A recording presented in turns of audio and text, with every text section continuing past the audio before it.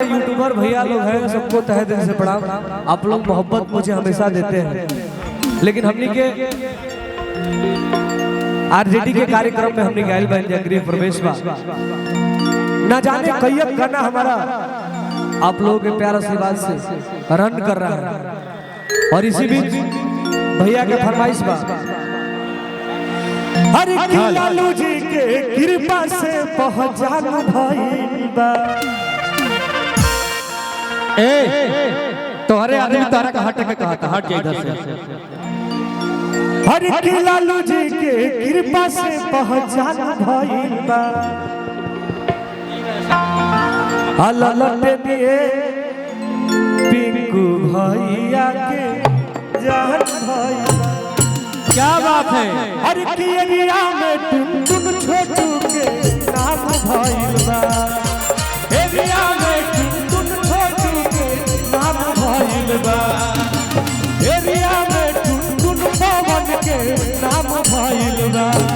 ललटे दिए हमारा जान भइल बा। ललटने हमारा पिंकू जी के जान भइल बा। ललटने हमारा पिंकू जी के जान भइल बा। ललटने हमारा पिंकू जी के जान भइल बा। यही मेरे भाव बा भैया भैया भैया हेलो ध्यान दी पंडित का बा।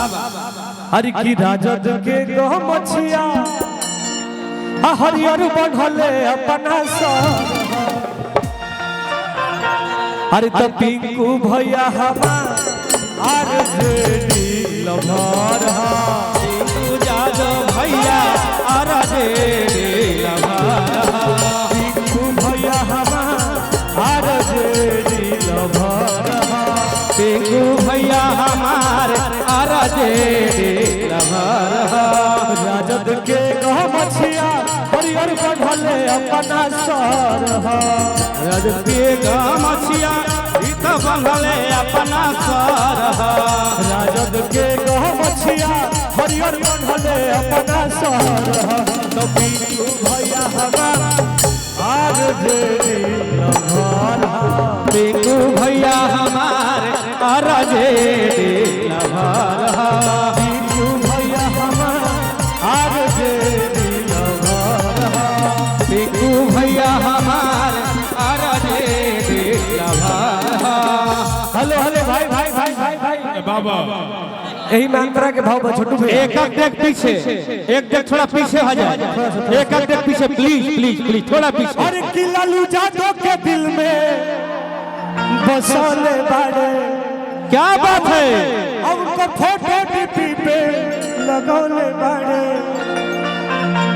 अंदर में थोड़ा सा रामायणी में ले ली हो।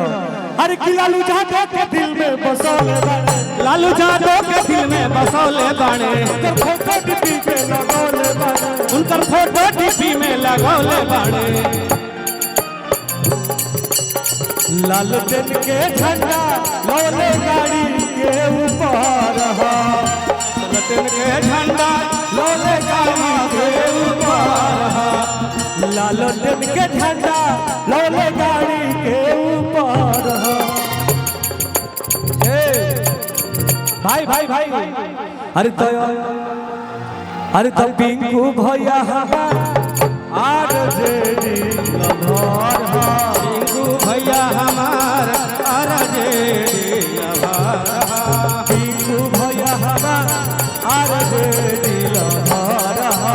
पिंकू भैया हमार आरजेडी लभर हा। हाय के लहर में जानिए के हाय एक तरफा वोट ललटे के। हर की बोले खबर बताई के ने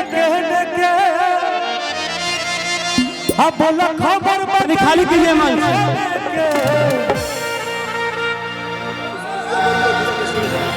खुशबू रेस्टोरेंट के मालिक की तरफ से बहुत बहुत पुरस्कार बा। अरे तो एक लहर बाए जाने है एक तरफा वोट ललटे के ना धनी वोट खाली जाई ललटने के। एक लहर बाए जाने है एक तरफा वोट ललटे के।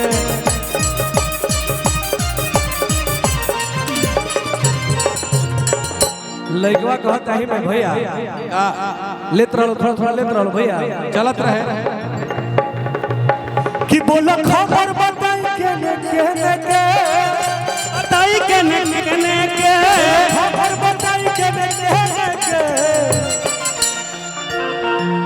हर तो एक लहर पाए जाने एक तरफा भोट लाला तेरे के